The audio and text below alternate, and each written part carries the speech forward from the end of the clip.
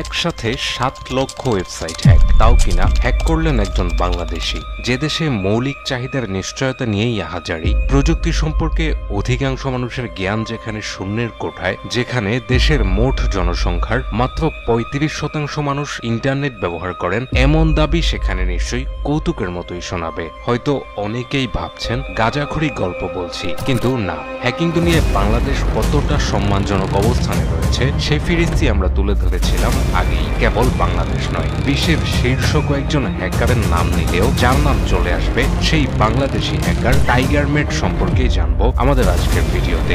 এক অন্যরকম বাংলাদেশকে চিনতে নড়ে চড়ে বসে দেখুন সম্পূর্ণ ভিডিওটি।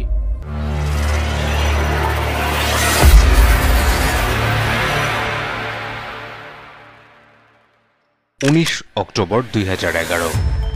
একই সাথে হ্যাক হয় ইনমোশন হোস্টিং সার্ভারের আওতায় থাকা বিশ্বের 7 লক্ষ ওয়েবসাইট। ট্রিনিটি এফএম, ব্লাস্ট ম্যাগাজিনের মতো 7 লক্ষ সাইট হোস্ট করা ছিল এই সার্ভারের আওতায়। মাত্র কয়েক মুহূর্তেই এই 7 লক্ষাধিক ওয়েবসাইটের ইমেজ ডিরেক্টরি ডিলেট হয়ে সেখানে ভেসে ওঠে এই ছবিটি। বিশ্বের ইতিহাসে নজিরবিহীন এই ঘটনা সৃষ্টিকারী বাংলাদেশি একক হ্যাকার টাইগার মেড।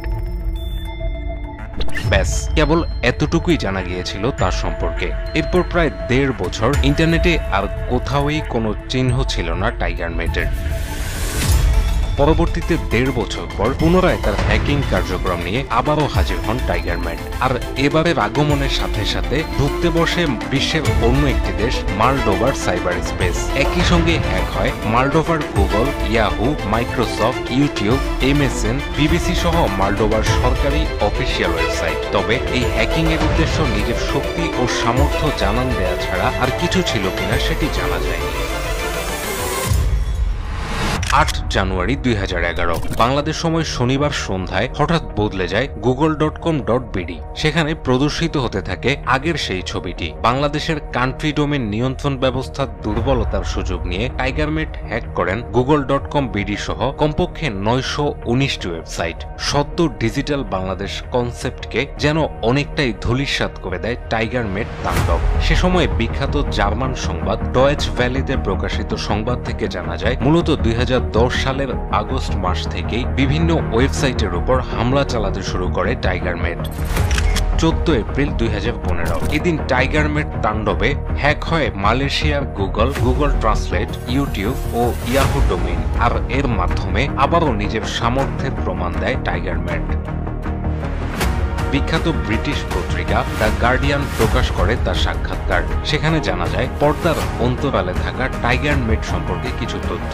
2007 সালে হ্যাকিং শুরু করা টাইগার মেডের জাতীয়তা বাংলাদেশি। ওয়েবসাইট হ্যাক করার চেয়ে সার্ভার হ্যাক করতেই পছন্দ করেন টাইগার মেড। আর এতে কেবল একটি সার্ভার হ্যাক করলেই এর আওতায় থাকা একাধিক ওয়েবসাইটও হ্যাক হয়ে যায়। নিজের স্বভাব সুলভভাবে বর্তমানে আবারও ইন্টারনেটের আড়ালে রয়েছে টাইগার মেড। তার নাম কিংবা বর্তমান অবস্থান কোনোটাই জানা যায়নি। হয়তোবা আবারও কখনো কোনো বড় ধরনের আক্রমণের মাধ্যমে নিজের শক্তি, সামর্থ্য ও দক্ষতার প্রমাণ দিয়ে ফিরে আসবেন টাইগার মেড। প্রিয় দর্শক, হ্যাকিং নিয়ে বানানো আমাদের পূর্বের ভিডিওতে অনেকেই অনুরোধ করেছিলেন টাইগার মেডকে নিয়ে একটি একক ভিডিও বানানোর। সবার অনুরোধে সাড়া দিয়েই এই ভিডিওটি তৈরি করা। এই ভিডিওটি সম্পর্কে আপনার যে কোনো মতামত জানাতে পারেন কমেন্টস বক্সে। ভিডিওটি ভালো লাগলে ভিডিওতে একটি লাইক দিয়ে আমাদেরকে অনুপ্রাণিত করবেন। দেখা হচ্ছে পরবর্তী ভিডিওতে অন্য কোনো বিষয় নিয়ে।